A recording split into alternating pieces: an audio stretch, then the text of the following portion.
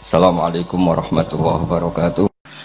Sebelum kita cerita Isra Mi'raj dan inspirasi dari Isra Mi'raj, saya akan memberi analogi ya. Analogi ini akan menolong secara ilmu tauhid, ilmu mengesahkan Allah Subhanahu wa taala. Dan ini menjadi pokok ya dalam pengajaran tauhid. Ini mohon maaf kalau terpaksa saya ngaji model dulu lah, model pesantren ya. Tapi tanpa ngurangi rasa hormat, tanpa ngurangi rasa empati, rasa takdim saya. Teman-teman yang saya hormati semua, karena di sini banyak santri-santri muda. Hubungan kita dengan Allah Subhanahu wa taala yang serba kuasa, yang maha kuasa, yang serba bisa. Tadi dikatakan Bu Menteri bisa apa saja kun fayakun, kalau Allah sudah mentitahkan pasti terjadi. Itu kira-kira seperti ini. Saya ini bawa cincin dari besi mungkin atau dari apa itu ya besi lah atau perak. Yang jelas tidak emas ini karena saya cowok. Yang jelas tidak emas. Saya bawa kertas. Kalau Anda saya tanya, kertas ini sama cincin kuat mana? Pasti akan menjawab kuat cincin karena materinya dari besi. Jawaban itu benar, tapi harus ditambahkan secara materi itu kuat cincin ketimbang kertas. Tapi Anda salah, harusnya menjawab ya terserah Gus Bahak karena yang megang itu Gus Bahak. Karena bisa saja saya punya rencana menghancurkan cincin ini, sementara saya punya rencana mengabadikan kertas ini. Kira-kira gitu hubungan manusia dengan Allah Subhanahu wa taala. Jadi hal yang kita kira abadi karena materinya kuat, ternyata Allah punya rencana menghancurkan. Sementara yang kita kira lemah atau rentan atau apalah, ternyata Allah punya rencana mengabadikan. Di sini kemudian istilahnya orang-orang tasawuf wa tafwidil umur ila mudabbiriha. Kita sebagai manusia menyerahkan urusan pada pengaturnya, pada yang punya. Bukan wilayah kita mengatakan cincin ini lebih kuat ketimbang atau lebih abadi ketimbang kertas. Karena saya punya rencana menghancurkan cincin tapi ingin mengabadikan apa? Kertas. Sehingga tentang pandemi, tentang tragedi sosial, tentang apa saja kita tidak pernah tahu rencana Allah itu mana yang lebih awet. Jangan-jangan kita takut pandemi, saya berkali-kali ngaji, mati kita kecelakaan. Jangan-jangan takut kecelakaan, mati kita karena ngelindur, tiru kebablasan nggak bangun. Gitu. Kita takut mati ngelindur, mati kecelakaan, jangan-jangan mati kita karena likuifaksi, karena gempa atau karena tsunami. Nah, hal-hal seperti ini yang terus menjadikan kita bilang dan berkeyakinan hasbunallah wa ni'mal wakil. Hanya Allah yang tahu dan semua urusan mencukupi kita hanya Allah. Tadi kata Bu Menteri kita akan menghadapi ini dengan ilmu pengetahuan dan pengalaman. Oke, saya sangat setuju itu. Tapi lagi-lagi bangsa ini dan seluruh tren dunia itu kalau misalnya baru tsunami ya semua orang ramai ketakutannya pada tsunami. Ilmuwan berteori bahwa tsunami siklusnya sekian tahun per sekian tahun. Nanti pas gempa juga gitu, pas likuifaksi juga gitu. Nanti kalau mudik mungkin ketakutan orang sama kemacetan sama macam-macam lah. Takut kecelakaan laka di jalan dan sebagainya. Sehingga sebelum ngaji ini lebih jauh, pastikan bahwa tidak dalam wilayah kita mengatakan bahwa cincin ini lebih abadi, lebih awet ketimbang kertas. Tapi kita harus menjawab secara materi cincin itu lebih awet ketimbang kertas. Tapi secara hakikat ya terserah yang mengendalikan, terserah yang punya, rencananya apa. Nah, di sini pentingnya ngaji. Karena dari ngaji itu kita akan kembali ke ma'rifatullah, ngerti Allah yang sebenarnya. Sebab itu di surat Isra disebut pada akhirnya ngaji itu apa? Subhanalladzi asra bi 'abdihi lailam minal masjidil haram ilal masjidil aqsa alladzi barakna haulahu. Tujuan akhirnya linuriyahu min ayatina. Bahwa Mi'raj itu hanya bagian kecil yang dingertikan kita betapa dahsyatnya kekuasaan Allah Subhanahu wa taala. Betapa tidak terbatasnya kemampuan dan kebisaan dan kudrahnya Allah Subhanahu wa taala. Makanya masih dikatakan min ayatina, itu masih sebagian kecil dari ayat-ayatku kata Allah. Lalu dalam surat Kahfi diterangkan, ketika orang kagum dengan Ashabul Kahfi yang bisa tidur dalam keadaan hidup 309 tahun atau Masehinya 300 tahun, kalau Hijriahnya 309 tahun. Itu mungkin kalau kita ilmuwan, ahli baksil ya atau ahli apalah, itu mungkin lebih kagum tentang nyamuk. Saya berkali-kali bilang, andaikan kita sepakar-pakarnya, terus disuruh bikin nyamuk itu, nggak usah bikin nyata hidup, bikin patungnya saja. Nyamuk itu sekecil itu, kemudian punya jantung, jantungnya punya urat, uratnya punya kuman, kumannya juga punya urat. Bayangkan saja sudah tidak bisa. Sehingga ketika orang tak kagum sama Ashabul Kahfi, kata Allah, am hasibta anna ashabal kahfi warraqimi kanu min ayatina ajaba. Apa kamu kagum tentang Ashabul Kahfi dan batu-batu yang dipahat di situ? Bukankah dalam kekuasaan kami ada yang selalu menakjubkan? Artinya, andaikan kita ilmuwan tentang embriologi, tentang hewan, tentang kuman, mungkin cerita tentang nyamuk itu lebih dahsyat ketimbang tidurnya Ashabul Kahfi yang 309 tahun. Karena kemampuan Allah menciptakan nyamuk yang kecil, sangat kecil, super kecil. Kemudian kecil itu ya punya jantung, tentu lebih kecil lagi. Belum uratnya jantung itu, belum nyamuk juga di dalamnya menyimpan calon-calon keturunannya, kayak apa kecilnya lagi. Nah, di sini Allah mengingatkan kita, innallaha la yastahi ayyadriba matsalam ma fa'udatan fama faqaha. Allah tidak pernah malu jika dalam menunjukkan kekuasaannya Allah memberi contoh seekor nyamuk. Karena nyamuk ini andaikan kita, tadi saya ulang lagi, andaikan kita ilmuwan yang nekuni itu, strukturnya bisa melihat, bisa nyari pasangan hidupnya, dan bisa hamil, bisa melahirkan, atau bisa menelur, dan sebagainya, maka kita akan kagum sekagum-kagumnya betapa kita di depan kekuasaan Allah Subhanahu wa Ta'ala tidak siapa-siapa, dan akhirnya kita seikrar-ikrarnya asyhadu alla ilaha illallah, bahwa tidak ada kekuasaan selain kekuasaan Allah Subhanahu wa Ta'ala. Lalu kenapa nyamuk itu tidak menjadi perhatian publik? Ternyata kita dibodohkan oleh kepentingan kita sendiri. Karena dari awal kita menganggap nyamuk itu problem, penyakit. Ya sudah, bawaan kita mungkin cari obat supaya bisa membunuh nyamuk itu, atau melihat nyamuk itu sebagai problem, bukan sebagai ayatun min ayatillahi ta'ala, sebagai tanda-tanda kebesaran Allah Subhanahu wa Ta'ala. Sehingga akhirnya manusia itu butuh yang namanya mukjizat dahsyat yang mudah dilihat, mudah dirasakan. Akhirnya kita tahu dalam sejarah para nabi, Nabi Musa minta mukjizat Laut Merah dibelah sehingga bangsa Israel bisa melewati kejaran Fir'aun dan sampai selamat dari kejaran Fir'aun. Nabi Soleh umatnya minta keajaiban, yaitu onta keluar dari batu besar, dan Nabi Soleh menuruti, akhirnya ada onta yang keluar dari batu besar. Begitu juga nabi-nabi sebelum itu atau setelah itu selalu ada mukjizat yang memang manusia tidak mampu. Nah, kata tidak mampu ini yang semua umat para nabi tidak akan seunggul umat Nabi Muhammad SAW. Karena kita sebagai umat Rasulullah SAW untuk merasa tidak mampu itu tidak harus hal-hal seperti membelah laut, tidak harus hal-hal seperti onta keluar dari batu, tidak harus hal-hal yang dahsyat kayak tongkat Nabi Musa menjadi ular besar yang menelan semua sihir-sihirnya Fir'aun.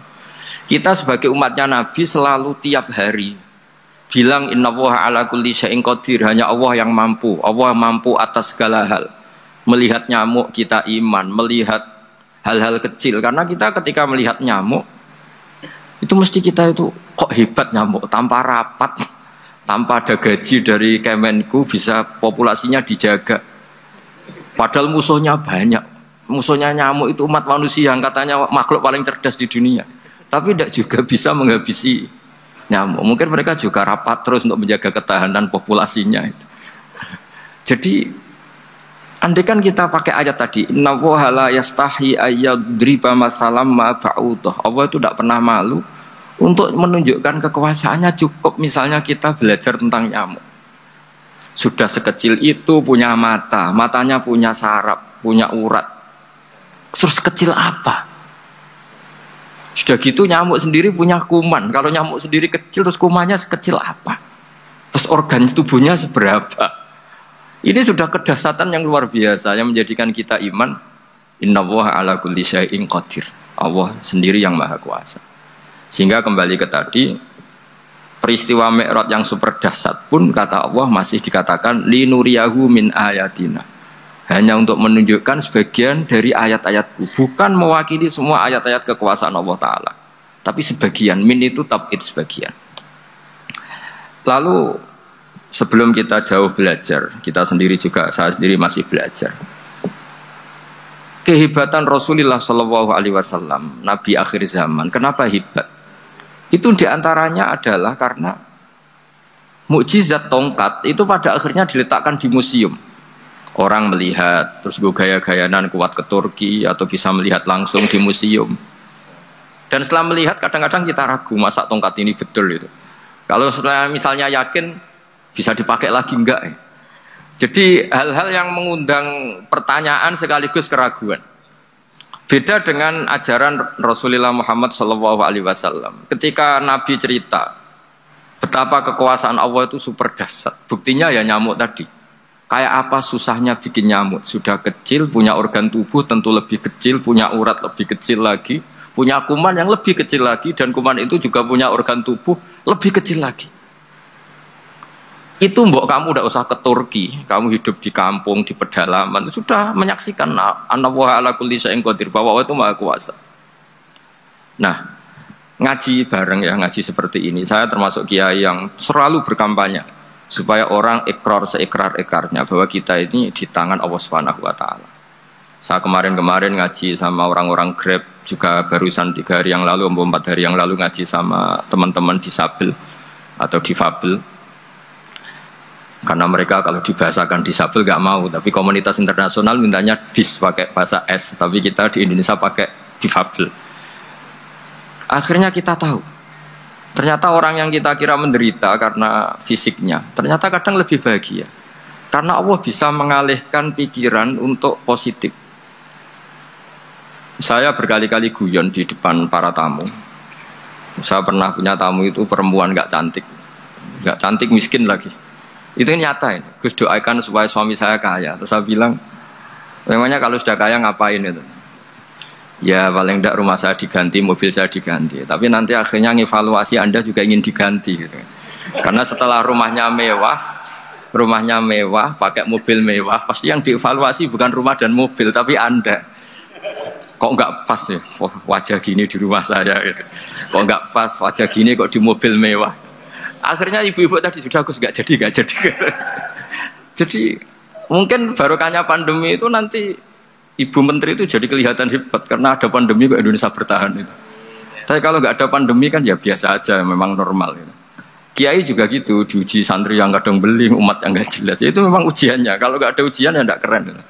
Kayak ya biasa aja lah kita adepin, ya kita tadi kata Bu Menteri ya kita ikhtiar dan berdoa. Lalu saya ulang lagi. Jadi logika itu bisa pakai analogi. Analoginya tadi, salah Anda kalau mengatakan cincin ini lebih kuat ketimbang kertas. Yang benar adalah secara materi ini lebih kuat ketimbang kertas. Tapi soal nanti kekuatannya sampai kapan terserah yang punya. Bisa saja saya punya rencana besok ini saya luluhkan, saya hancurkan, yang ini saya simpan. Kayak apa dulu dinosaurus itu kuatnya kayak apa? Habis. Ayam yang selemah itu sampai sekarang masih ada. Karena Allah menghendaki dinosaurus diakhiri, sementara ayam tidak. Kayak apa nyamuk itu yang musuhnya orang seluruh dunia, ditemukan apa, mulai begon apa, tapi sampai sekarang bertahan. Apa kita perlu konsultasi sama nyamuk gimana ini kok bisa bertahan, resepnya apa? Gitu. Karena Allah menghendaki itu disisakan masih. Nah, kemudian kenapa ada peristiwa Isra Mi'raj? Saya termasuk orang yang sering menulis tentang fikih sholat, tapi nulis saya untuk diri saya sendiri, tak pakai ngaji. Tidak saya bukukan, memang saya sengaja karena ribet biasanya penerbit itu. Terus bicara royalti apa, kita kan mulai kecil dilatih ikhlas, jadi kalau komersial itu jadi bingung. Karena tidak biasa komersial, jadi kalau diajak komersial itu malah jadi bingung. Nabi ketika Mi'raj, ini yang jarang dikaji. Sebetulnya kalimat-kalimat dalam sholat, pertama Rasulullah Muhammad SAW ketemu Allah, itu Nabi maju. Maju ini Jibril sebenarnya mau ikut, karena Nabi bilang, ya Jibril jangan tinggalkan saya sendiri. Terus kata malaikat Jibril, sudah makam saya sampai sini, kelas saya sampai sini aja. Enggak, kamu harus nemani saya. Ketika memaksa nemanin, beliau tidak kuat. Di beberapa riwayat dijelaskan sampai beliau pingsan, sampai beliau tidak sadar. Akhirnya terus ada ayat wa ma minna illa lahu maqamun ma'lum. Kita punya kelas tertentu yang enggak levelnya sampai sana. Akhirnya Nabi masuk wilayah itu, area itu.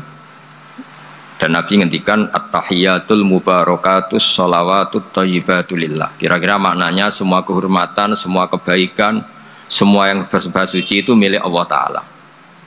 Lalu Allah menjawab, Assalamu alayka ayyuhan nabiyyu wa rahmatullahi wa barakatuh. Bahwa kamu Muhammad mendapat salam dari saya, mendapat semua kehormatan, semua keselamatan. Kemudian Nabi itu karena sebagai hamba yang tidak egois, tidak ingin kalau nikmat dirasakan sendiri, tidak ingin kalau sedang senang beliau sendiri yang merasakan, beliau ngendikan Assalamu alayna wa ala ibadillahi sholihin. Ya Allah, tolong bahwa status selamat itu tidak hanya milik saya, tapi milik siapa saja yang soleh. Soleh itu ya sesuai kelas masing-masing. Setelah itu para malaikat melihat kebaikan Nabi yang seperti ini, melihat mentalnya atau keinginannya yang luar biasa untuk baik kepada semua orang, wa ala ibadillahi sholihin. Terus malaikat saat itu rame-rame bersaksi asyhadu alla ilaha illallah wa asyhadu anna muhammadar rasulullah. Catatannya apa di sini? Bahwa ternyata kesaksian tentang syahadat itu dimulai rasa tidak egois. Merasa bahwa rahmat ini harus dirasakan semua orang. Wa ma arsalnaka illa rahmatan lil alamin. Jadi rahmat ini harus dirasakan banyak orang. Kita tahu misalnya Islam melarang narkoba misalnya. Memang narkoba itu mengganggu. Hampir semua kecelakaan rata-rata faktor supir itu narkoba. Begitu juga pembunuhan yang sadis, rata-rata efek dari pengaruh narkoba. Sehingga Islam keras sekali tentang narkoba. Dan alhamdulillah di Indonesia ditangani BNN yang sangat serius melawan narkoba. Nah, keputusan Islam melarang narkoba itu keputusan yang luar biasa, yang menjadi berkah bagi semua. Begitu juga keputusan Islam tentang melarang zina, melarang perbudakan, melarang penipuan. Dan Islam mendukung misalnya gerakan nikah, gerakan adil, gerakan keseimbangan dan kemanusiaan. Sehingga agama ini akan dinikmati siapa saja karena ajarannya. Lalu agama ini bisa nikmat, itu solusinya gampang menurut Rasulullah, yaitu sholat. Nabi itu kalau pusing menghadapi banyak hal, yaitu mesti keluar masuk, terus tanya sama istrinya, kapan waktunya sholat? Kapan Bilal datang? Dulu kalau mau waktu sholat, Bilal datang, ngetok pintu Nabi, ya Rasulullah sekarang waktunya sholat. Itu Nabi membahasakan sholat itu unik. Ini tentang Mi'raj ya, karena hasilnya ya sholat tadi. Arikhna ya Bilal. Arikhna itu tolonglah bikin nyaman saya dengan sholat. Sebelum kita belajar sholat secara serius, gampang. Kalau kita misalnya menteri, atau kita ajudan, atau kita apa, kayak apa asiknya kita kalau ngomong-ngomong sama presiden, bercengkrama dengan presiden atau dengan menteri atau dengan kiai, dengan atasan. Sholat itu media di mana kita asik dengan Allah Ta'ala. Kalau kita bisa asik dengan atasan yang manusia, apalagi ini asik dengan Allah Subhanahu wa Ta'ala. Sehingga kita harus malu kalau sholat tidak asik. Kita ketemu orang yang kita hormati saja asik, masa ini ketemu Allah Ta'ala tidak asik. Sehingga dulu bawaannya orang dulu itu kalau sholat untuk tidak cepat itu harus diperintah. Dulu para nabi, para sahabat kalau sholat itu lama-lama. Sehingga sampai nabi yang turun tangan, wahai para sahabatku, kalau kamu jadi imam jangan lama-lama. Karena dulu semua orang itu penikmat sholat.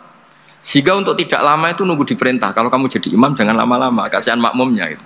Nah sekarang alhamdulillah tanpa dilarang sudah cepat semua. Ini sudah ada kemajuan, ini sudah maju sekali ini. Nggak usah dilarang sudah cepat. Dulu itu saking asiknya orang sholat untuk supaya agak cepat itu harus ada perintah dari Nabi. Kalau kamu jadi imam jangan lama-lama. Nah kita kalau sedang pas baik lah, pas waras lah kira-kira gitu. Kalau bahasa orang Pantura, saya ini orang Pantura, jadi kalau ngomong lebih keras, lebih vulgar. Normalnya orang sholat itu tidak bisa ngakhiri. Normalnya, saya ulang lagi, normalnya orang sholat itu tidak bisa ngakhiri karena ketemu zat yang kita cintai. Kita kalau ketemu orang yang kita hormati, yang kita cintai itu nggak bisa ngakhiri. Misalnya mungkin anak muda, contohnya ketemu pacar nggak bisa ngakhiri. Kita kangen sama temen, jagong nggak bisa ngakhiri karena asik. Nah ini ketemu Allah yang dipuja-puja, dipuji-puji, kemudian cepat ingin ngakhiri. Jadi ini kita agak aneh. Makanya normalnya orang sholat itu tidak bisa ngakhiri, dan itu normal. Sehingga dulu ketika Sayyidina Umar itu ditikam sama satu benda yang kayak pancing itu. Panah itu kan kayak pancing ya, jadi kalau masuk cepat tapi nariknya susah karena ada grendelnya. Itu tiap ditarik sakit, tiap ditarik sakit. Dan beliau bilang nanti setelah saya sholat tarik. Beliau sholat nyaman, ditarik itu nggak gerak sama sekali karena dia sudah istighraq billah, sudah nyaman dengan Allah sehingga ditarik itu nggak kerasa. Dulu di daerah sini masih keluarga kita lah, masih keluarga kita semua. Ada seorang wali jadi imam masjid. Itu di PHK sama takmirnya karena ketika sujud dia asik terus lama sekali sampai 30 menit sampai santrinya bilang mbah sampun. Setelah itu rapat dihentikan. Ditanya, kenapa mbah sujud begitu? Saya tidak bisa mengakhiri orang nikmati sujud kemudian ingin berhenti. Nah, Sayyid Ali Zainal Abidin yang populer, cucunya Rasulullah SAW, anaknya Sayyid Husain, putranya Sayyid Husain.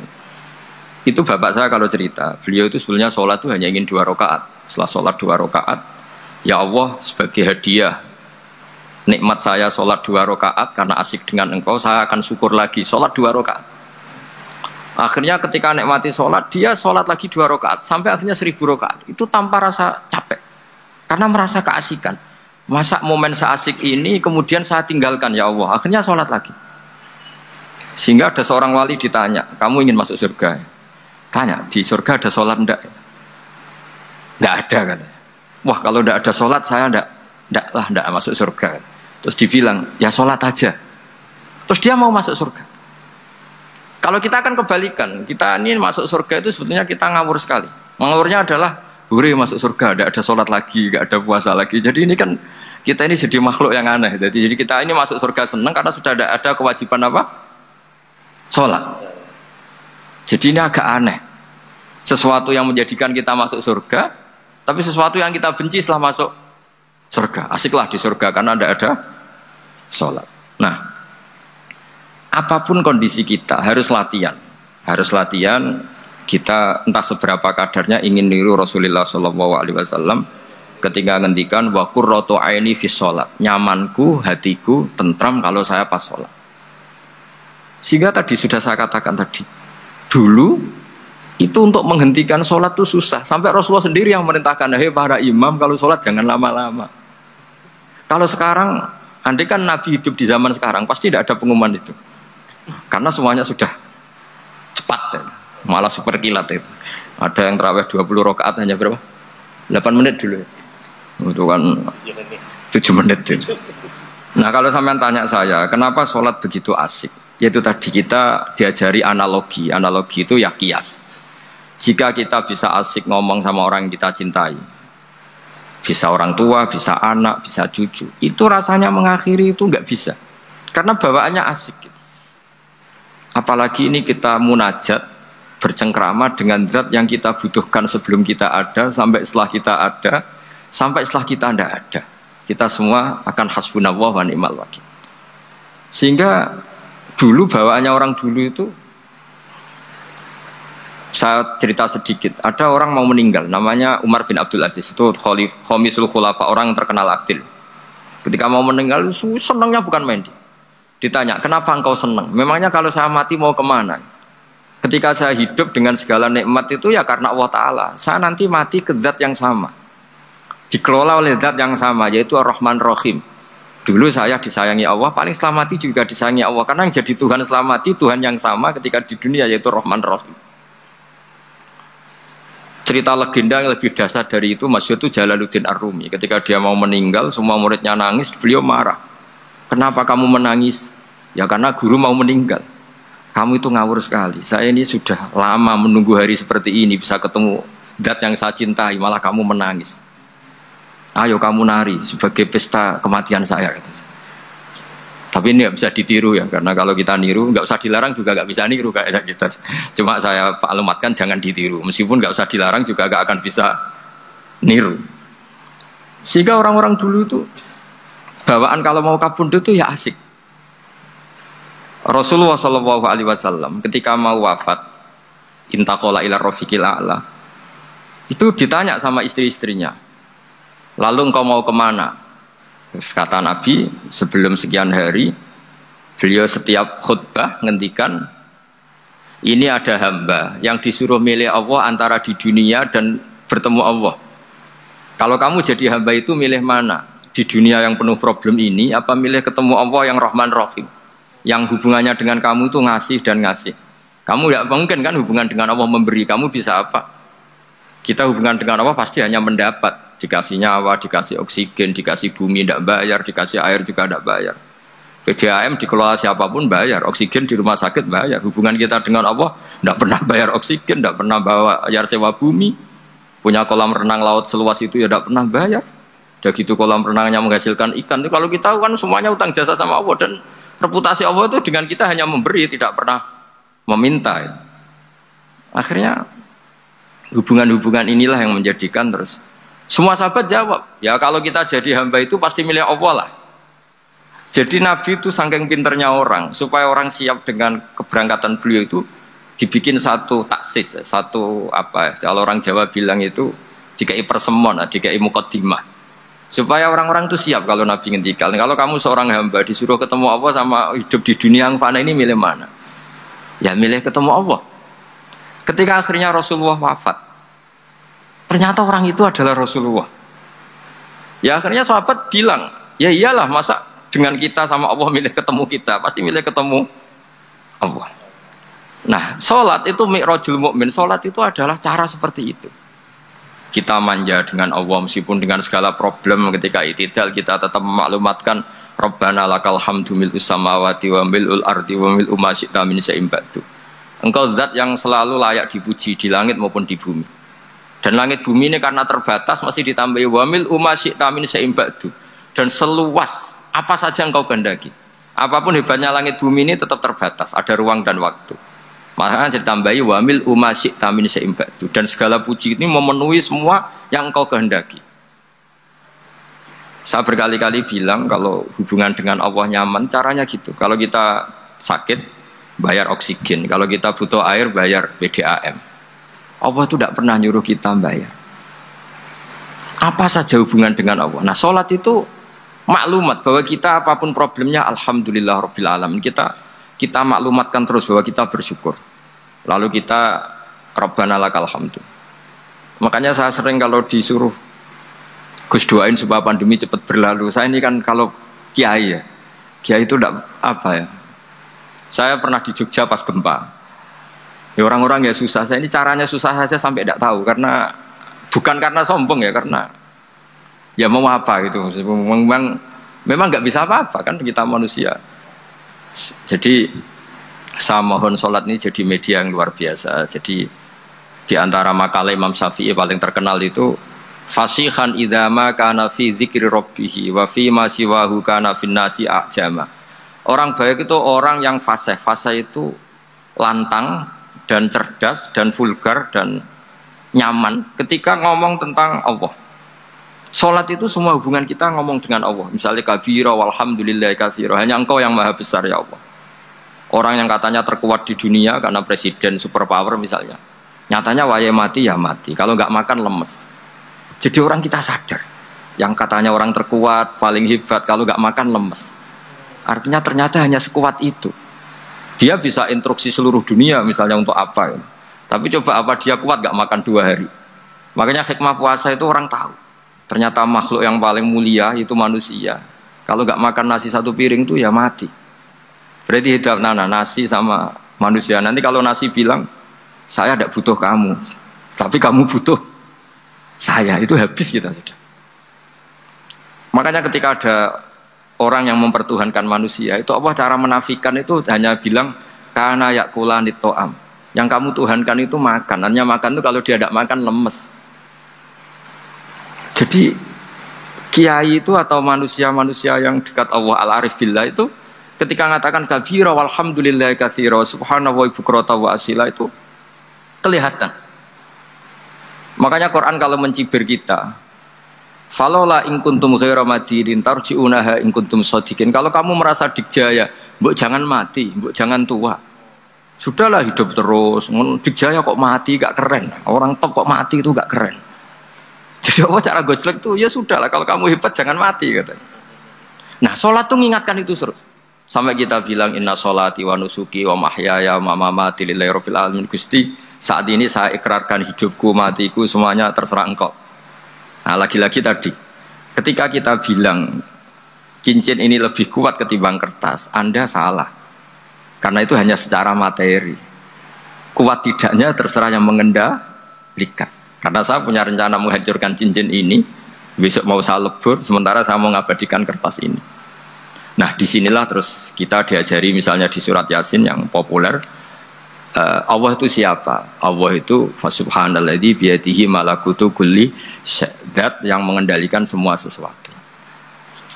Makanya sholat itu menjadi penting. Saya sendiri termasuk orang yang jarang imami ya, saya selalu jadi makmum. Jadi andekan Mas Zakaria di sini saya juga makmum. Cuma keren saya kayaknya meskipun saya makmum. Karena saya kalau makmum itu bisa ingat Allah terus. Kalau imam itu enggak jaga image. Karena malu kan. Misalnya di masjid kementerian terus sholatnya kok cepet nanti dikira enggak ustadz betulan itu. Kalau mau lama ternyata banyak urusan jadi banyak berpikir gitu. Tapi alhamdulillah ini barokahnya ngaji terus apa ya? Ya hasilnya mi'raj itu ya sholat itu. Sholat ini spesial karena tadi saya bayangkan itu di surga gak ada sholat itu ya terus wopo itu gak asik kan. Itu kalau Imam Ghazali itu membarter kita itu begini. Kalau kamu bangga bikasrotin nisa pasangan kamu banyak, itu ayam lebih kuat ketimbang Anda karena satu hari 1 jam bisa berapa kali. Kalau Anda bangga bisa makan itu kerbau itu makannya lebih banyak. Nah, kalau Anda bangga atas pengaruh itu tawon itu, ratu tawon itu pengaruhnya lebih besar ketimbang Anda. Dia diam di rumah tapi anak buahnya loyalnya kayak gitu. Artinya kalau manusia bangga itu apa? Ya dengan sholat tadi. Ini karena satu ibadah yang enggak tertandingi oleh makhluk yang lain. Apalagi dalam sholat itu ada semua gerakan yang mewakili semua ibadahnya malaikat. Malaikat itu ada yang ibadahnya berdiri terus, ada yang rukuk terus, ada yang sujud terus. Dan sholat itu mewakili semua itu. Juga mewakili sosial karena setelah sholat kita bilang assalamualaikum warahmatullah, bahwa keselamatan ada di kanan dan kiri. Nah, oke ya itu sakralnya mi'raj. Tapi di balik mi'raj itu ada hal-hal yang manusiawi. Dan ini yang terjadi di dunia. Ketika Rasulullah melangkai makamnya Nabi Musa, makam itu status ranking lah kalau dalam bahasa Indonesia itu. Kalau bahasa Indonesia itu ribet, makam itu kuburan. Makanya orang Indonesia sering tanya saya, Gus, makamnya Nabi Ibrahim kok batu? Makam yang dekat Ka'bah itu bukan makam dengan makna kuburan, itu tempat yang dipakai Nabi Ibrahim membangun apa?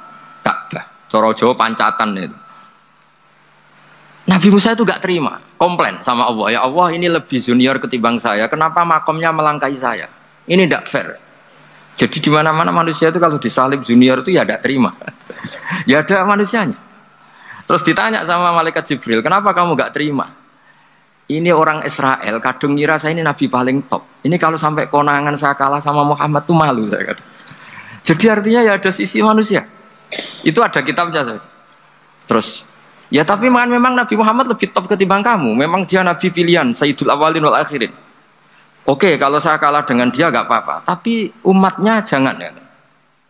Maksudnya umatnya bangsa Israel harus lebih top ketimbang kita. Makanya orang Israel sampai sekarang begitu itu ya memang ada sanatnya. Gak mau kalah gitu. Karena usulnya Nabi Musa memang gak boleh kalah. Terus kata Allah, ya tidak bisa. Memang yang paling top tetap umatnya Muhammad, bukan umat kamu. Tetap kamu kalah. Sehingga setelah kalah dan menang itu kita terus tidak tahu. Misalnya begini ya, penemu komputer atau penemu mobil sama yang beli mobil itu hebat mana? Kalau bicara keilmuan ya hebat penemunya. Tapi kalau bicara kapitalistik, udah bikinkan mobil yang mewah gini-gini. Nanti tanggal ini jadi ya. Hebat mana yang nyuruh sama yang disuruh? Kalau logikanya pakai gitu. Hebat mana yang nyuruh sama yang disuruh? Artinya kamu milih jadi mana? Penemu mobil, hebat kan? Tapi terus sama orang kaya diminta, bikinkan ini, speknya seperti ini, selesai gini. Hebat mana? Nyuruh sama disuruh? Menyuruh. Tapi yang nyuruh tidak bisa bikin mobil, yang disuruh bisa. Pinter mana? Pinter yang disuruh. Tapi pertanyaannya, wong bisa nyuruh ngapain bikin sendiri? Pinter mana? Ini mohon maaf karena di sini banyak orang nggak jelas-jelas juga. Artinya terus subjektivitas manusia ini tetap ada gitu. Kalau bisa beli ngapain bikin gitu. Tapi kalau bisa bikin ngapain beli? Nah mungkin perdebatan di kementerian atau di yayasan atau di kampung-kampung atau di apa mesti begitu. Dan itu di Mi'raj juga digambarkan. Digambarkan bahwa antar nabi ini ya ada kompetisi. Wa fi dzalika falyatanafasil mutanafisun. Tapi bedanya nabi dengan kita itu satu. Nabi itu kalau keliru dengan tanda petik, nabi itu kalau keliru itu jadi berkah. Itu bedanya kita. Kalau kita keliru kan keliru betul. Kalau Nabi itu tidak, kelirunya itu jadi berkah. Ini saya punya dua contoh kalau boleh dibahasakan ya, kekeliruan Nabi atau dengan tanda kutip kekeliruan Nabi. Tapi saya ulang lagi dengan tanda kutip. Nabi Musa itu ketika Nabi Muhammad ditanya, kenapa kamu dipanggil jauh-jauh? Disuruh sholat 50 rakaat. Nabi Ibrahim nggak komplain karena beliau Nabi yang baik. Semua Nabi nggak komplain kecuali Nabi Musa. Kata Nabi Musa, jangan Muhammad, kebanyakan itu. Bilang ke Allah supaya di diskon ya, katanya. Nabi kembali sama Allah, ya sudah tak kurangi 5. Turun lagi masih berapa? 45. Masih kurang. Itu sampai 9 kali. Akhirnya terkurangi berapa? 45 rakaat. Itu Nabi Musa masih bilang, udah minta lagi keringanan. Itu kalau diruti nggak jadi sholat kan? Kalau satu lagi kan masih terus hilang itu kewajiban sholat. Nah, Nabi Musa sebetulnya itu bukan karena kasihan kita. Bukan. Dia nggak empati dengan kita. Beliau nggak empati sama kita. Tapi gara-gara Muhammad, umatku yang lebih kuat, lebih ganteng aja nggak mampu melakukan sholat 50 rakaat. Apalagi umatmu. Dia memang orang Israel kan ganteng-ganteng, kuat-kuat. Jadi dia pede. Umatku yang lebih keren, lebih ganteng saja nggak kuat. Apalagi umatmu. Jadi sebetulnya dia minta keringanan itu karena corong Jawa ngeprekno kita, menyepelekan kita bahwa. Makanya saya ingin memberitahu Nabi Musa kalau ada umatnya Rasulullah yang namanya Sayyid Ali Zainal Abidin yang satu hari sholat 1000 rakaat. Jadi nanti kalau ketemu Nabi Musa, ini 50 aja, ini kuatnya malah 1000. Nah akhirnya, tapi barokahnya Nabi Musa yang sentimen ini, sholat gak jadi 50 tapi 5. Itu bedanya Nabi sama kita. Ada contoh yang lebih ekstrim, kelirunya Nabi itu Nabi Yunus. Nabi Yunus, tapi keliru yang barokah, saya ulang lagi. Nabi Yunus itu memaklumatkan ke masyarakatnya, nanti itu kalau kamu tidak nurut sama saya ada azab. Anggap saja azab itu hari Kamis. Besok hari apa ini? Besok hari Kamis ya? Besok hari apa? Lupa hari itu. Rebu apa Kamis? Besok. Lupa hari ya. Kata Nabi Yunus, 3 hari lagi akan ada azab. Tapi kurang 2 hari, kurang sehari umatnya masih dalam kemungkaran, dalam kemaksiatan, masih hura-hura. Akhirnya Nabi Yunus bilang, sudah ini tinggal sehari itu mau ada adab. Tapi mereka tetap hura-hura. Akhirnya Nabi Yunus itu, coro Jawa itu minggat. Memang bahasa Arabnya abako itu pergi yang tidak pamit. Itu kalau kamu cari di kamus, abako itu maknanya itu minggat, pergi yang tidak pamit. Sama Allah dibahasakan abako. Wong ra bener kabeh, udahlah tak tinggalkan. Setelah ditinggalkan Nabi Musa disalahkan sama Allah. Kamu itu nabi tidak diperintah hijrah kok. Hijrah. Syaratnya nabi kan mengambil keputusan apa saja berdasar wahyu. Tapi tanpa ada perintah wahyu dia tetap keluar dari kampungnya itu. Keluar sama Allah disalahkan. Wong nabi kok minggat. Akhirnya ketika dia di kapal, di perahu itu, dulu itu ada mitos, kalau ada perahu mau tenggelam pasti ada yang minggat, diundi. Sampai 3 kali yang keluar dia, akhirnya tahu diri nyemplung deh. Nyemplung terus ditelan ikan nun. Pokoknya ikan besar lah. Diberi sanksi sama Allah karena dia nabi kok melanggar, diberi sanksi ditelan ikan nun. Telan ikan nun karena beliau seorang nabi, perutnya ikan itu jadi masjid, dia baca tasbih terus. Tapi barokahnya dia minggat tadi asbaqo. Akhirnya 1 hari itu mau ada azab besar itu orang-orang nginceng rumahnya dia. Diinceng. Kalau betul ada azab, pasti orang ini lari. Masa ada azab dia di sini? Diinceng ternyata gak ada. Wah berarti bener ini ada azab. Buktinya dia gak ada. jadi unik. Akhirnya dicinceng gak ada terus dia, wah berarti ada azab betul. Hari itu masyarakatnya tobat semua karena, ini ada azab betul. Buktinya Nabi Yunus sudah lari, berarti dia ada ingin kena. Padahal dia lari itu karena mangkel punya umat yang nggak nurut tadi. Wah sudah, setelah sekian hari dia cari-cari kabar. Umatku itu kena azab nggak? Ternyata berita yang masuk dulu udah ada medsos, udah ada WA. Dulu itu nggak ada itu. Dengar kabar kalau umatnya tuh nggak kena azab karena 1 hari sebelum ada azab tobat semua. Terus dia nggak berani pulang. Karena ada hukum sosial di sana, kalau ada orang bohong hukumnya dibunuh. Berarti terus beliau berpikir, saya mesti dianggap bohong, katanya ada azab kok. Masyarakat saya baik-baik saja. Akhirnya setiap ketemu kaumnya dia lari karena takut dibunuh.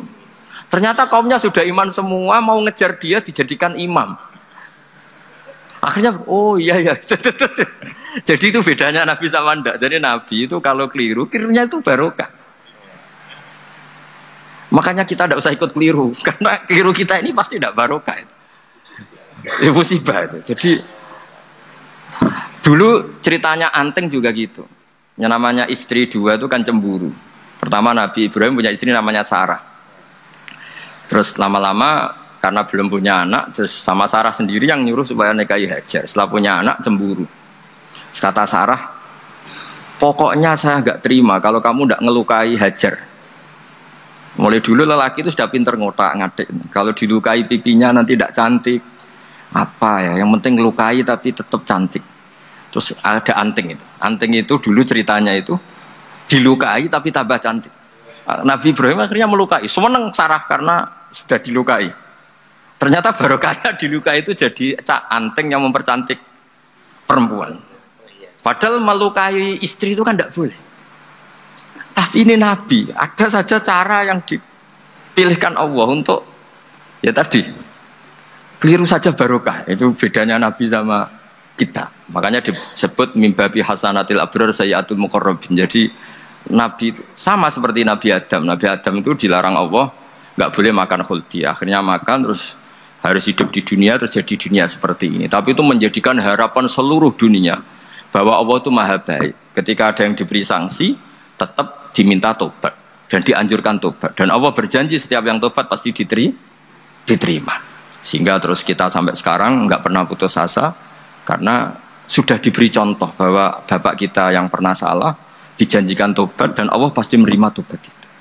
Jadi ini bedanya kita dengan Nabi. Jadi semoga lewat pengajian ini atau ngaji bareng ini kita tahu kalau kita ahli astronomi atau ahli meteorik mungkin takut kita kejatuhan meteor. Kalau ahli gempa mungkin takut lempengan kita gini terus gempa. Kalau ahli tsunami takutnya tsunami. Kalau ahli sosial takut chaos. Mungkin yang ahli perbankan takut ras. Jadi kalau nuruti takut ya takutlah. Tapi cobalah kita iman lagi. Tadi kata Bu Menteri sudahlah punya hasbunallah wa ni'mal wakil, ya sudah, Indonesia pasti akan baik-baik saja dan kita akan selalu berharap dengan kecerdasan, dengan ikhtiar. Tapi kita akan selalu berdoa kepada Allah Subhanahu wa taala. Saya kira demikian dan mohon maaf, monggo berdoa bareng-bareng. Al-Fatihah. Bismillahirrahmanirrahim. Ar-Rahmanir Rahim Maliki Yaumiddin ya na'budu wa nasta'in shiratal mustaqim shiratal ladzina an'amta 'alaihim ghairil maghdubi 'alaihim waladdallin amin. Bismillahirrahmanirrahim. Nahmaduka ya wali ya hamid wa shalli wa sallim wa barik ala sayyidina Muhammad wa ala alihi wa barik wa sallam asma'in. Wa shalli ala anbiya'ika rusulika asma'in. Allahumma ij'alna ya wa ahla baldatina aminina mutma'innina alladziina la khaufun 'alaihim wa la hum yahzanun. Waj'alna salimin wa ghanimin mu'afin min kulli bala'id dunyal akhirah. Waj'al ya Allah salamatan yusla biha kitabukal karim wa salamatan ya Allah nazkuruka katsiran fi sholatina wa siyamina ya Allah wa taj'alana ya Allah mimman ya'buduka wa mimman yarjuka wa mimman yakhafuk Allahumma ya ij'al hadhil baldatan thayyibatan mubarakah baldatun thayyibatun wa rabbun ghafur bi haqqi tatabi alaika wa na'maika ya Allah wa nahnu nasku ilaika ya Allah du'fana ya Allah wa qillata hilatina fa adrikna ya Allah daiman wa fi kulli hal bi alaika wa na'maika hatta nakuna ya wa salimin mu'afin min kulli bala'id dunyal akhirah. Rabbana atina fid dunya hasanah fil akhirati hasanah wa qina adzabannar. Sallallahu alaihi wasallam Muhammad sallallahu alaihi wasallam. Subhana rabbika rabbil izzati amma yasifun. Mun sampean ngandel kula sementara, nganti kok roh buktine latarawunnal jahim mawon.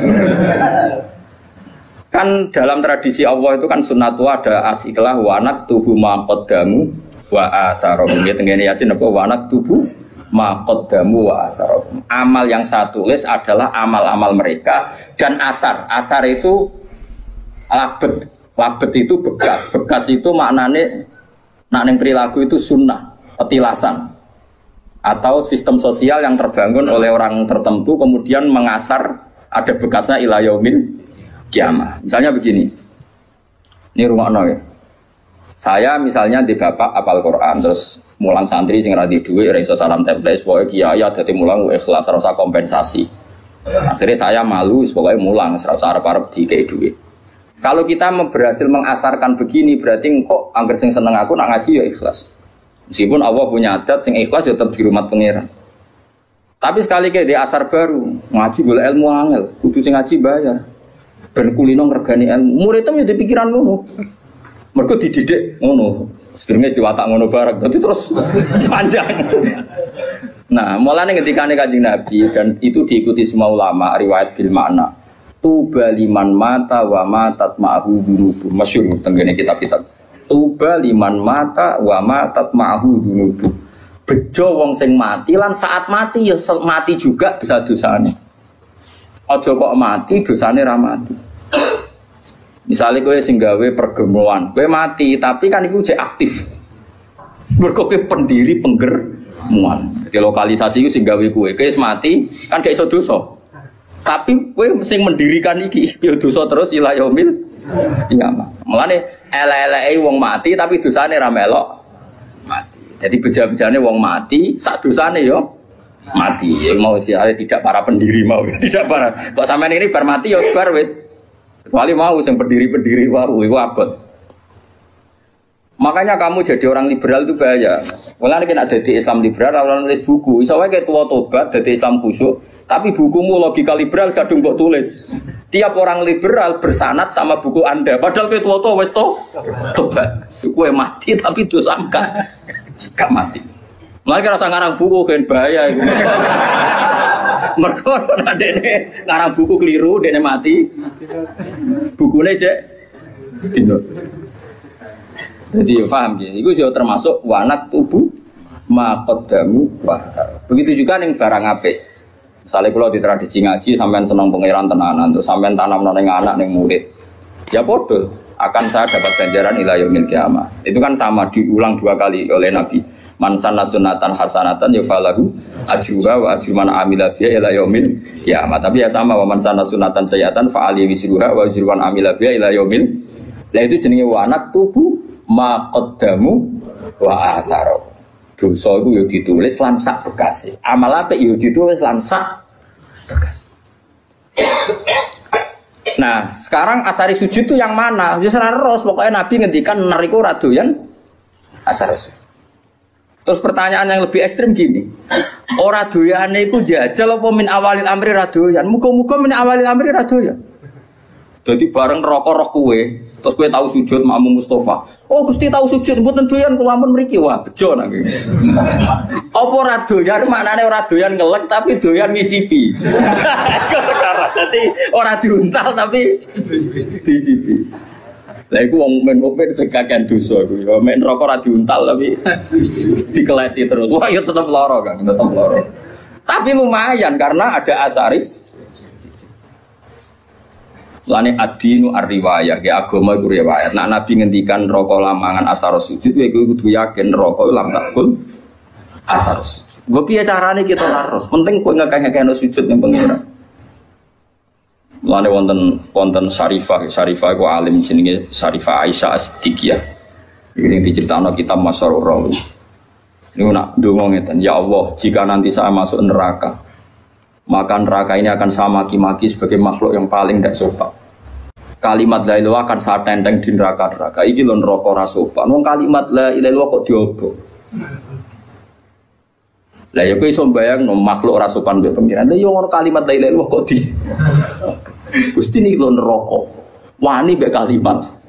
Lah saking beliau yakin iku kudune normale wong sing ana kalimat thayyibah neraka ra doyan. Neraka iku makhluk, Allah iku khalik. Kok iso makhluk doyan sing berbau khalik? Kok doyan? Cek oleh ra sopan. Normale ngono. Wis kudu yakin anggere wong iman neraka ora doyan. Tapi problem kita adalah sing jamin kowe iman berstatus mukmin pas mati sapa? Lha iku masalah. Akhirnya ulama bakas husnul khotimah. Suul khotimah. Normalnya setiap kita husnul khotimah rokok raduan karena ini ada kalimat thayyibah, ada kulhu, ada kalamu. Sale sak goblok-goblok lagi sampean di hati sampean kan ana kalamu, setidaknya kulhu lah. Wani rokok mangan kalamu. Ndak berani. Ini penting ngaji gitu. Terus kita harus percaya dengan logika-logika riwayat, bukan logika riwayat yang didhawuhna ulama. Ora iso kan neraka mangan asari sujud kula bayangno lah neraka ora wani. Coba saiki neraka dasate ngono iku ak mergo digawe pangeran. Saiki sing gawe diaturan jong kowe jodoyan. Wong sing tau sujud. Lah ya ora doyan selawase mulai awal apa ora doyan ngelut tapi doyan ngicipi. Ketoke ya sing bener sing ngicipi mau mergo wis terbukti rata-rata ya do mlebu. Tapi nak ngicipi tok kan sesuk dilepeh ngresuwi-suwi ra doyan kan. Ora duan suwe ra dilepe-lepe kan ya ndekne kan ya lara dhewe. Mulane kudu yakin nek ra doyan pahit suwe-suwe kan dilepe. Lah mulane cara kula yakin nek wong mukmin mlebu neraka entah kapan pun wajib dilepeh. Perkarane ora doyan. Piye dawuh Nabi kudu iman wa innan nar lam takul athar sujud. Sebagian riwayat lebih ekstrim wa inna wa ta'ala harrama 'alan nari an takula athar sujud. Allah mengharamkan neraka mangan badan atau jisim atau hati sing nate sujud. Lan kula suwun nak sujud itu sing tenanan wis kok dinikmati sujud. Nikmat terbaik Anda adalah sujud. Mun anjenan ngandel kula anggere sujud nggih kudu yakin waktari. Wes aku fase kelah. Kira usah ngaku fase aku wis ero. Kadang santriku ya bebo tawaduk tapi ujug. Wong fase terkenal nek arep iki iku ya kula nundang fase. Wis ero. Iku justru iku kowe sok suci. Sawangane fasik matur kiai, sawangane tawadhu mbahmu fasik wis terkenal kok diaturno. Kaya wong liya roe ngenteni mbok kandhani. Kondoan kesane wong liya tahu terus lah kamu bilangin, wong fasik wis masyhur. Ada di maklumatno. Paham nggih? Ya ini padha wae ra usah ngandhani, padha wae nang ngono biasa wae. Piye-piye ukuran ning gone Quran iso mben iki ukurane tes-tesan ning ora-ora mahsyar mung sitok wa auna ila sujudi fala yastati'un khasyatan absaruhum tarhaquhum. Jadi sampeyan ning ora-ora mahsyar ono tes-tesan ruhin sujud iku nak zaman ning donya ruhin sujud tidak ikhlas pas sujud ku dekne koyo blabak terus kejengkak berarti neraka. Tapi nak dekne ning donya tau sujud ikhlas pokoke tau sujud ikhlas niku mboten kejengkak nggih saged sujud. Mun nangger dites sujud kok dekne yastatiun swarga. Tapi dites sujud kok ora yastatiun neraka. Tes-tesane iku fala yastati. Jadi dites sujud dekne gak mampu. Mane latihan mulai saiki. latihan apa? Peragaan apa? Sujud. Tapi ora masalah peragaan terus ono pengencangan. Wong saiki salat tuh koyo yoga. Fungsi sujud dari perada mbok kono lah ngalir darah terus. Aku ya sumpek. Ape engkar iku aku yakin salat itu gaweane pangeran mesti hikmah yo tinggi termasuk hikmah kesehatan. Ape percaya kok fungsine salat kok senam yoga. Lalu kok agar takoki Gus tentang fungsi salat sing diomongno pengarang iki penulis iki jare ngeten mari pembuluh darah ngeten nak ngene mari ngene cara jenengan setuju to ora aku wong alim ora biasa plang-plang ngene. Nak kowe ora percaya berarti kowe ora yakin nak barang diperintahkan Allah mengandung hikmah duniawi dan dari segi itu kita percaya. Tapi kena percaya akan sholat itu fungsinya kayak senam yoga, yaitu fungsinya perido sholat mau fungsinya kayak senam yoga di peregangan itu opo. Aku ya bingung naro pasti peragaan. Ya wonten seminar ya bayar. Lu kalau nanti teko, mau kalau nu peneliti teko. Wah, semua alim diomong irit bingung kabeh. Tapi kalau setuju-setujune ben wong ora nek sing digawe pangeran ono hikmah. Tapi kena iman goblok kowe salat kok fungsine koyo yoga kan koyo. Kita tahu senam yoga, Mas. Kowe kuno ora. Olahragane dhekne masakno bojone ora inalillah wa inna ilaihi raji'un. Jadi yakin ya. Mulane kadang-kadang itu ya anut Sayyidina Ali. Mesti kadang-kadang itu ora kok. Nah, ilmu zahire oleh anut setiap saat. Kadang ilmu hakikate kadang-kadang anut. Nah, ilmu zahire ya anut setiap saat betul apa. Nah, cara ilmu hakikate Sayyidina Ali nanti ngendikan lauku sifal khoto mastatu yaqinan itu masyhur. Ngendikan makanya semua thariqah itu sanate ning Sayyidina Ali. Iku Sayyidina Ali ning Hasan Basri ning Habib Al-Ajami terus sampai kita. Dia itu masyhur ngendikan andai kan nanti di akhirat pun saya tidak tambah iman juga gak tambah yakin. Lauku sifal khoto'u mastatu yakinan. Setelah nanti alam semestinya dibuka di akhirat, saya pun imannya tidak akan tambah. Tetap iman saya stabil. Kenapa kok tidak tambah? Karena logikanya Sayyidina Ali fa inna rabba wahid wa dunya biyadillah wal akhirah biyadillah ar-rabbu wahid. So ben trenene akhirat podo anar makhluqah wal jannah ya makhluqah. Wa siwa Allah makhluk mudabbar musakhkhar. Trennya sama. Ketika kita di dunia Allah khaliq, kita makhluk. Allah musakhir yang ngatur kita musakhkhar. Setelah di surga pun, setelah di neraka pun Allah musakhir yang ngatur, neraka musakhkhar, surga musakhkhar. Mulane kula nu darani Mu'tazilah jan goblok tenan. Cara Mu'tazilah syafaat iku gak mungkin. Wong nak wis ngamal mati iku finish. Mergo nak wis ning akhirat ku finish. Dadi ra iso wong mlebokno ruhin ning swarga, wis kadung mlebu neraka ora iso metu. Cara Mu'tazilah nek mlebu neraka ora iso metu. Alasane secara konstitusi wong ku nak wis mati amale entek. Lha iku bener nak amal yo entek, blok-blok wis mati ora iso amal. Wis mati salat wong cah cilik mlayu. Wis mati kok sedekah cah cilik mlayu dianggap gerduwo. Tapi yang mereka lupa rahmati Allah ora iso entek, blok-blok rahmati Allah ora iso entek. Amal kita entek wis mati kok ora usah mati setruk wae wis ora iso ngamal. Mulane ngaji mbek ulama ben ngerti. Ayo sapa sing muridku ayo karo Mu'tazilah tak neraka. Lu nak ngamal entek karuan mati kok kon iso amal. Lu tak cilik ya ora, tapi nak rahmati Allah la tangqatiu ora bakal entek. Lah saiki Allah ning akhirat tuh cek pangeran ta ora ayo jawab. Apa nak Allah pangeran Allah ning akhirat terus berhenti sifat qadirnya. Berhenti sifat rahmatnya. Wani gedaran ini kafir. Mulai bener Sayyidina Ali fa inna rabbad dunya Allah wa rabbal akhirah Allah ar-rabbu wahid. Lah kok ning akhirat tambah imanem tambah coba ning akhirat imanem kok. Kowe sok ben mesti ning akhirat darane Allah kok Rabbun kan. Darane swarga. Makhluk. Bedane apa zaman ning dunya? Sami, malah Sayyidina Ali kan lauki sifal ghata mastatu yaqinan. Mbok soben ning akhirat lah iman kurang tambah. Maksudnya kan standarnya masih sama, pakemnya sama. Lah mulane wong kok ora yakin syafaat itu saking gobloke wong susahnya apa sih? Iya kita amal kita selesai wong ora iso ngamal. Tapi rahmatuhu la tangqadi wala tafna wala kada wa kada. Rahmati Allah tetap abadal ada. Enggak bisa selesai. Mulane iki kudu yakin neraka Allah kok aja selawase, mau diterusno tenan mbek pangeran. Ki yakin nak rahmati Allah bisa mengalahkan neraka. Mulane masyhur ana ulama, kiai lah ora ulama ya ahli ibadah. Nah, ulama ra salah. Ahli ibadah dene khusyuk ra tau maksiat. Mlebu swarga takoki pangeran. Cung kowe mlebu swarga krana apa? Nggih krana ngamal kula Gusti ra tau maksiat, ra tau gang taat. Kowe taat pirang tahun? 80 tahun Gusti. Ya wis kene swarga 80 tahun. Protes deh. Katanya swarga selawase Gusti. Ya jarimu krana ngamal. Nah krana ngamal 80 tahun di swargane 80 tahun. Sing selawase iku rahmatku. Nak ngamal terbatas. Nangis. Ya ampun Gusti, sakniki kula yakin di swarga ngrahmati jenengan. Aku wis kecewa neraka kowe. Aku wis kecewa neraka kowe. Iya gitu. Coba kita pakai akal. Kalau surga itu karena amal kita ngamal berapa tahun? Paling 80 tahun kan? 80 tahun aja dikurangi ruhin masa puber pacaran terus di sini misalnya.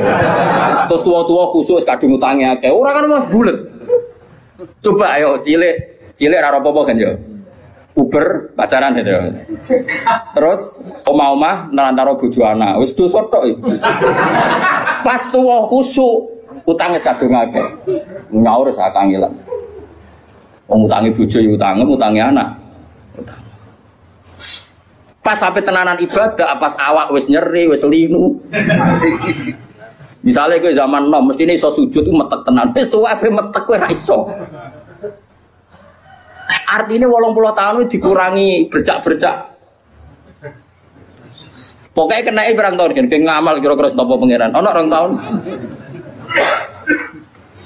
Hei ngono kok ape mbok mlebu swarga iku modal apa coba? Mbok yo wong mikir. Lah saiki mahasiswa rata-rata do seneng pendapat Mu'tazilah. Jare alasane cerdas, logis, masuk akal. Ya masuk akal cara kowe, tapi ora cara ulama. Kulo sering dibantah, kulo wis kiai sering dibantah.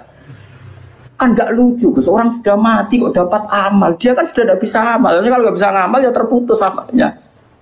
Sing ra roh ngono iku sapa lek jog, aku ya ora. Tapi masalah rahmat Allah ora iso terputus. Saiki ngene, kowe nek entuk dhuwit syaratnya apa? Kudu kerja. Saiki misale kowe entuk dhuwit mesti kerja, ora iso kuliah. Kowe ora kuliah ono sing ngekeki wong tuwa, kadang dikeki kanca, dikeki mbahmu. Dhuwit sing kok hasil kerja dikeki wong akeh ndi? Ora dikeki wong. Lha agak kok kerjamu. Ya ta. Lha nggih misale kula di rezeki kok gajiku mati. Lupung rahmat Allah jembar ya. Ya urip ae nganti saiki. Kok sampean utange akeh kasus akeh kok urip. Prestasimu mbek rahmat Allah akeh ndi. Wae wong itu sepakat di bojo sing mapan aja di bojo ra jelas. Wis kaidahe ngono, tapi nyatane di bojo kowe ya ora do rafa. Mergo rahmat Allah jembar. Padahal konvensi mereka terus putusane di bojo sing makmur, sing gajine tetap, sing apik. Hasil konferensi mereka. Tapi nyatane kowe ora dirafak kan ambek bojomu. Mergo rahmate Allah. Wah kula sering. Wah wis kula duwe santri di keadaan wali murid ya kadang ya kurang ajar Gus anak kula niku jenengan bilane bojoku sing jelas. Sampai ra jelas kok boleh mantu jelas. Oleh kurang ajar dekne dhewe ra jelas kok yo mantu apa. Lah yo tak apa jenengan urip jelas modho ra jelas ya. Biasa mawon mesti jelas rahmate pangeran. Liyane iku mboten. Yang Kanjeng Nabi es nabi nak ngendikan ngoten. Tapi aja diblinter kaya kasusnya Pak Quraisy wingi. Nabi jannate ngendikan cung layat khulahadukum al jannata bi amalikum kowe ora bakal mlebu swarga ngandalo amal. Sahabat yo takok yo.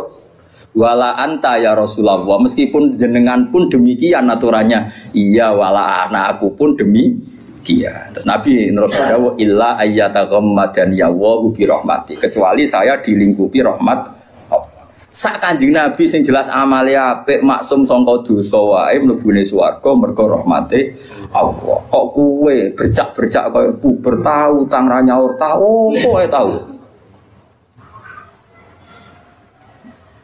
Di masjid kadang tinggo. Lah ora tinggo piye misale roken diundang pengajian masjid. Urunan narik wong kampung sungkan ka masjid tak wis kekno bisaroe 500.000 dijupukno kas. Kok kowe yakin halal lu piye? Mau ngamale niate dikene masjid, sebelum dikene kowe mergo mubal. Kulo wis sering kan takoki pengurus masjid. Gus teng masjid wonten kas 5 juta. Nak pengajian tak kayak nom balik asal tora. Tak jawab ansal mari fitnah, tak jawab ra oleh iku malah kok nari tonggo-tonggo. Wis ngene wae. Kekno wae tapi ra usah yakin halal tak haram. Engko nak ketemu pangeran harus tak jawab. Perkarane ngadepi pangeran luwih gampang. Allah piye-piye Rahman Rahim ngadepi luwih gampang. Ngadepi ahli fikih repot aku. Loh iya kan cara ahli fikih kan amal ning masjid yo unsur rifa atau insorofalil masjid. Misalnya amal wong nyumbang ning kas masjid iku unsur rifalil masjid. Dadi nak duit kas masjid digo balik ra oleh, wong balik ku gak masjid. Paham ya? Tapi ana ulama sing rodok modern, masjid wa masolihi termasuk yang terkait kemaslahatan masjid, maka boleh dipakai gaji muadzin, gaji imam, gaji mubal. Tapi iki rodok sekuler, ulama sing rodok-rodok ngene iki rodok sekuler. Tapi masalahnya kita ngerti nak gawe kas masjid itu terus door to door geruang parani 10.000, 20.000 kan malah ra karo-karuan. Mulane tak omong wis ngene ae fatwaku. Lakoni wae, tapi aja bakas halal, bakas haram. Gua nak ketemu pangeran harus tanggung jawab. Jadi aku kedel, aku mbek pangeran piye-piye pangeran luwih apik di bangku kowe dadi aku luwih. Iku masyhur Sufyan Ats-Tsauri ku APK Pundho itu gak guyonan ngono. Muga sing isap aku gak bapakku.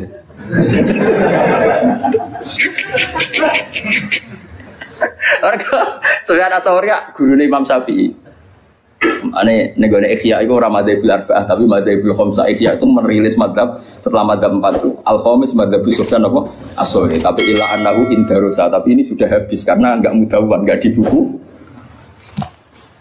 Karena dia itu, kenapa kamu tidak suka hisab ke bapak kamu? Bapakku aku salah, aku jangan. Nah, pangeran aku apian. Aku mulai cilik sering salah itu tiga iman. Ya bapakku kadang aku salah itu tiga iman. Nah, ternyata Sufyan Ats-Tsauri termasuk orang yang meriwayatkan hadis. Suatu saat ada orang Arabi itu tanya sama Nabi, ya Rasulullah, apakah setiap kita ini dihisab? Iya kata Nabi, setiap kita dihisab. Terus hal hasabah huwa binafsih am malaikati. Lalu ketika Allah menghisab itu dia sendiri, Allah sendiri apa nyuruh malaikatnya? Jadi kurang ajar orang Arabi terlebih. Ketika saya dihisab, yang hisab Allah sendiri atau menyuruh?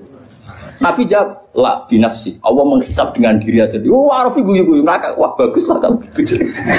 Guyu ngakak bagus lah kalau gitu. Karena Allah itu karim. Allah itu karim. Karim itu zat yang terhormat, yang bagus. Wong nak mulya iku musuh wong dhaif. Iku disepuro. Kan ya ora lucu wong kuat tak musuh wong dhaif ngono ae wis. Bagus lah itu dari kamane. Tapi apa kata Nabi Muji? Kowe nak kepen wong sing seneng swarga ya iku. Dadi dene baguslah kalau Allah sendiri yang menghisab. Fainal karim idaro azallatan yafuan. Karena wong sing lomo sing apian nek ora kesalahan iku anane kepengin nyepur. Kok Allah iku karim, ciri utama karim nggih gampang. Sempurna. Hisab binafsi itu cocok. Lah kula yo ngono. Kula kok ketemu wong fikih perkara dhuwit go salam templek mbek balik kok geger sopahsul masak. Tapi nak ketemu pangeran kan aku suka duwe samono ben.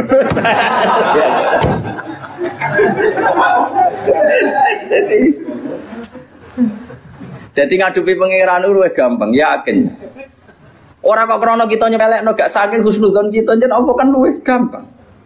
Ayo aku yakin, wong ning kene tak sepuro aku sepuro pangeran tak gampang sepuro pangeran. Karena memang Allah itu menciptakan kita ini berhubungan dengan dia itu mudah. Yo gampang betul, memang nyatanya gampang. Saat ini yusrun betul. Mana orang Arabi takok, ya Rasulullah, hal yadhakur rabbu. Apa Tuhan itu ya pernah tertawa? Naam dari kanjeng Nabi. Terus jawab orang Arabi begitu, lan na'dima min rabbin yadhaku khairan. Kita ini pasti tidak kurang kebaikan. Enggak kurang-kurangnya kita mendapat kebaikan selagi Tuhan masih mau senyum. Itu biasa dalam hadis-hadis sahih. Terus sekarang menjadi perbedaan antara kita dan Wahabi dan Salafi itu ditakwil apa enggak? Napa ditakwil apa enggak? Kalau kita mentakwil, maknanya Allah senyum, Allah tertawa, Allah ridho. Karena kita enggak boleh membayangkan Allah kayak semacam-macam. Nah, tapi nak cara tiang-tiang Ibnu Taimiyah dan kelompoknya enggak usah ditakwil. Insya Allah guyu ben guyu, cuma ya guyune ra kaya kita. Allah di tangannya ben di tangan, tangannya ra kaya Jadi cara madzhab Salafi agak usah ditakwil tapi tetap tanzih adisibi tetap Allah itu mukhalafatul lil hawadits. Karena kalau ditakwil keselen nakwil. Ayo jajal kiai sini ngene sing biasa mulang tafsir Jalalain. Ayo saiki manani. Wa ma qadaru wa haqqa qadri wal ardu jami'an qabdatuhu yaumal qiyamati was samawati matwiyatum biyamini. Ayo saiki manani to. Wal ardu te bumi ku qabdatuhu dalam genggaman Tuhan. Ayo genggaman nu nganggo tangan nganggo sikil. Terus was samawati te pira-pira langit matwiyatun dilempit biyamini ayo. Apa biyamini kira mana nih? Tangan-tangan dari Mustafa, Wahabi berarti. Wahabi baru berarti. Ya apa-apa. Kira mana nih? Lu banyak di Quran ada lagi misalnya Nabi Musa didhawuhi pangeran wa alqaitu alaika mahabbatan minni wa litusna'a ala aini. Musa kowe tak gawe mergo aku seneng kowe. Wa litusna'a lan supaya digawe sira ala aini ben nyenengno mripatku. Saat aku gawe kowe tak gue delok-delok ben aku iku seneng. Kan rawan tasbih, rawan apa? Seakan-akan Allah itu sama dengan mulane kula niku niki fatwa kula terbuka. Kula nu sering cerita tentang santri-santri kula tentang sarang. Sebelum ngaji Quran itu anak harus dibekali akidatul awam. Karena lafadz Quran dan hadis itu banyak yang tasbih. Makanya ketika nih Ibnu Umar, cacile ora oleh belajar Quran sih. Quran maknane lho nggih. Nah Quran maca mboten napa-napa. Quran maknane lho nggih. Cara madzhab Ibnu Umar dan para sahabat. Cacile kok oleh diulang maknane Quran sih. Kon ngaji ahwalal ulama dulu. Karena lewat ngaji ahwalal ulama, lafaz tasbih yang di Quran enggak punya akibat fatal karena sudah ngaji ahwalal ulama. Misalnya begini, kita mulai kecil diajari Allah itu mukhalafatul lil hawadits, bahwa Allah itu beda dengan makhluk. Kemudian setelah kita tua ngaji Quran, ternyata ning Quran ono ayat ya duwa ifauqa aidihim. Paham ya? Misalnya was-sama abanainaha bi aidin. Nah, napa maknane was-sama aling langit banaina bangun ingsun ha ing sama bi aidin. Maknane aidin no? Tangan. Tapi setelah kita ngaji secara benar ngaji akidatul awam, mbok maknani tangan lah maknane orang arah tangan fisik. Karena dalam bahasa seluruh dunia sama seperti itu. Misalnya dulu ketika Pak Karno atau Pak SBY atau Pak Jokowi jadi presiden, kita juga mengistilahkan, wah kaki tangannya ada di mana-mana. Oh itu tangan kanan Pak Jokowi. Salim Mustafa itu tangan kanan Gus Bak, meskipun gak ngarah loh, ini mau contoh kok. Mosok Mustafa sing jenggoten tanganku kan yora.